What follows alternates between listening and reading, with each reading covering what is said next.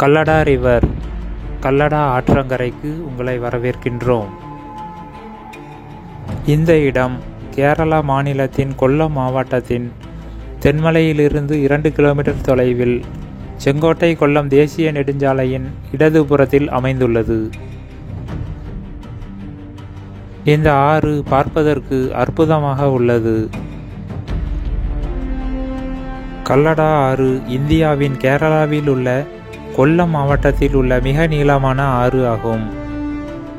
இந்த ஆறு மேற்கு தொடர்ச்சி மலையில் குளத்துப்புழாவில் உற்பத்தியாகி மேற்கே பாய்ந்து 120 கிலோமீட்டர் தூரம் பயணித்து அரபிக்கடலை அடைகிறது.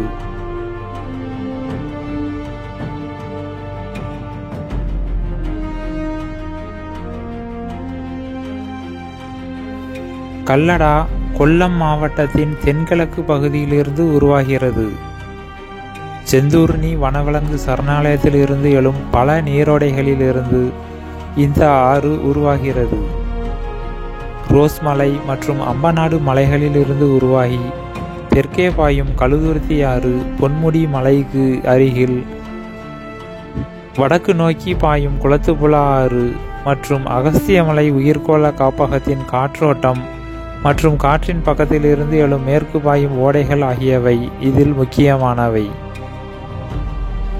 குற்றாலம் மலைகளின் சரிவுகளில் இருந்து உருவாகும் இந்த பெரிய ஓடைகள் தென்மலா அணையில் சந்திக்கின்றன.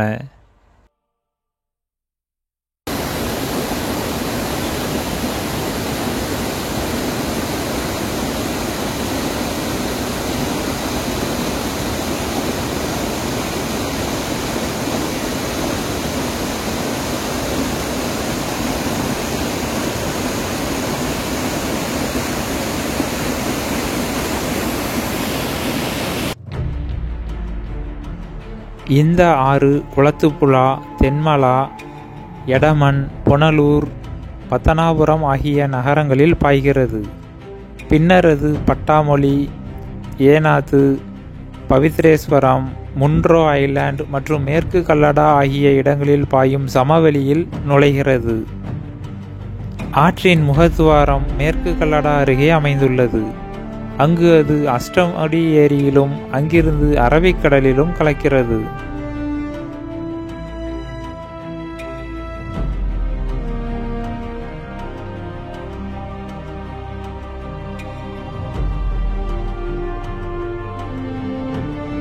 இந்த ஆற்றிலிருந்து வெளியேற்றப்படும் தண்ணீர் விவசாயம் மற்றும் குடிநீர் தேவைகளுக்கு பயன்படுத்தப்படுகிறது. தென்மலைக்கு சுற்றுலா வருபவர்கள் இந்த கல்லடா ஆற்றின் சுற்றுப்புறங்களையும் சுற்றி பார்த்து செல்லலாம்.